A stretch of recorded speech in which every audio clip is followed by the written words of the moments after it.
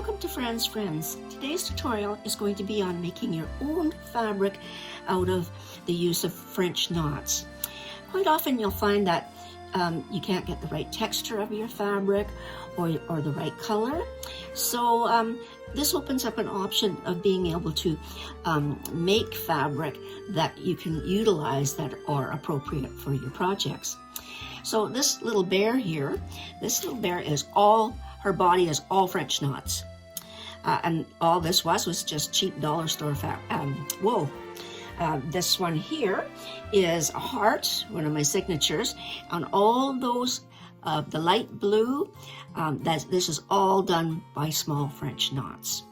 And I must say it is a little bit time consuming, but quite enjoyable. So recently I've done a few projects, one of my poodle, and her ears and her head are all done with French knots.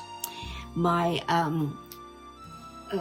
sewing gnome, his beard is all French knots. So you can utilize this technique and the fabrics that you make for a multitude of things. So let's get down to the actual making of the piece of fabric. What I have here is what I use is basically cheesecloth from the dollar store. And I'll cut the cheesecloth and I put it into an embroidery hoop. Here's another embroidery hoop here. Cheesecloth is this one, and this one, what this is fabric from a sports shirt from my husband's hockey. And it works really good. This is what I used for making the beard for my sewing gnome. And it gives you a guideline with all the little holes in there so that you can go around and fill in to make your fabric or your knotted fabrics. So basically, here's what you do, is you take your project piece. This one is a heart. The other ones are bears or whatever you want to take a picture of, or just a pattern piece, and just draw it on to your cheesecloth. And then what you do is you just do simple little French knots all the way around. So what I've done is with this one is I've just taken the needle just through, just a short distance from where your last knot was.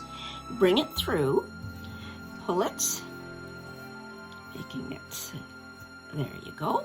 Now what you do now is just hold your fabric, wrap it around your needle twice, and then all you do is go back into the stitch very close to where your last knot is and pull it through. There you go. And now you have a French knot. Let's do it one more time. You're going to pull your needle through very short or close to where the last stitch was, about like so. You're going to pull it through. And then what you're going to do, again, hold your, and what I'm using here is crochet cotton. So wrap it around your needle twice, always holding a little firmness so that your knot is quite firm, and then go back in to where the last knot was. And then again, there you go. All through. And what you do is I go around the outside, all of the outside first, and then I'll go into the next row. But what I'll do is I'll actually go in between the two knots so that you've got 1, 2 here, and then one in the middle. So, and then you can always fill in as you go. If you've missed a spot, it's easy to go back in and do a few extra French knots to fill in those areas. So it's a very, very simple technique.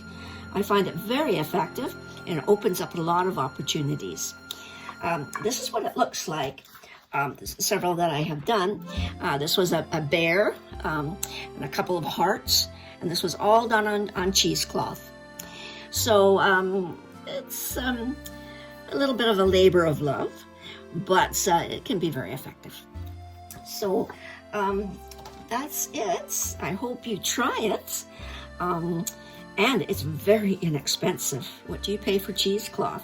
But either you picking up bits of wool at secondhand thrift shops and this type of thing, and you can really do a lot of things with it. The one thing I do is, if I'm making a bear, and I cut about maybe about a ½ inch around the outside of the project. And then what I do is, say for instance, I'll take my cloth and my wool, and I'll put the